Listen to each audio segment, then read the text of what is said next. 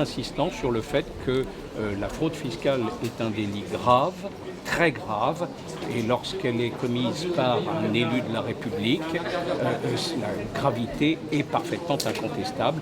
Le tribunal y a donné une réponse qui m'apparaît effectivement tout à fait normale. Nous ne sommes pas en matière d'exemple. Encore une fois, je pense que vous reprendrez le jugement, vous reprendrez les faits qui lui sont reprochés. Chaque dossier est différent. Là, il y a un dossier qui est à la hauteur de la réponse qui a été donnée par le tribunal. Pour une fraude fiscale, ça n'est pas la première fois que l'on envoie quelqu'un en prison.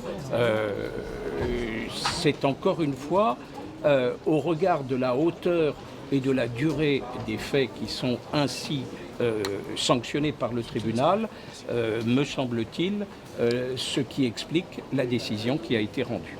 Tout le monde a le souvenir de, par exemple, le cas de M. Thévenoud, non pas qu'il soit parti en prison, mais qui a fait l'objet d'une sanction. On ne va pas mesurer en termes de nombre de mois ou autre. Encore une fois, je ne fais pas de commentaire en ce qui concerne le quantum de la sanction. Je crois simplement que chaque dossier doit être pesé au regard de l'importance des faits. Et nous sommes dans un dossier dans lequel les faits justifient l'importance d'une sanction. Je ne me félicite jamais d'une décision, quelle qu'elle soit. Nous ne sommes pas là pour nous féliciter ou ne pas nous féliciter. Nous sommes là pour constater que le tribunal a donné une réponse qui me paraît juste. Il n'y a pas de victoire ou de défaite. Encore une fois, il y a une réponse qui est donnée par un tribunal à des faits qui sont très précisément rappelés dans le jugement et dont le président du tribunal a dit il y a un instant les principaux articulats.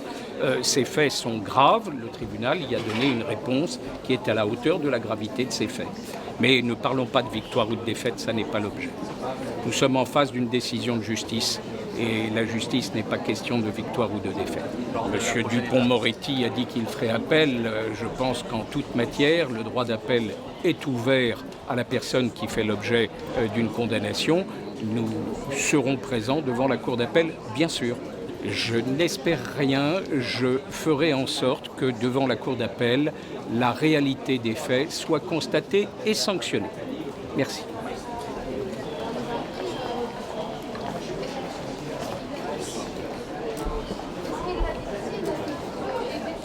Pardon. Merci.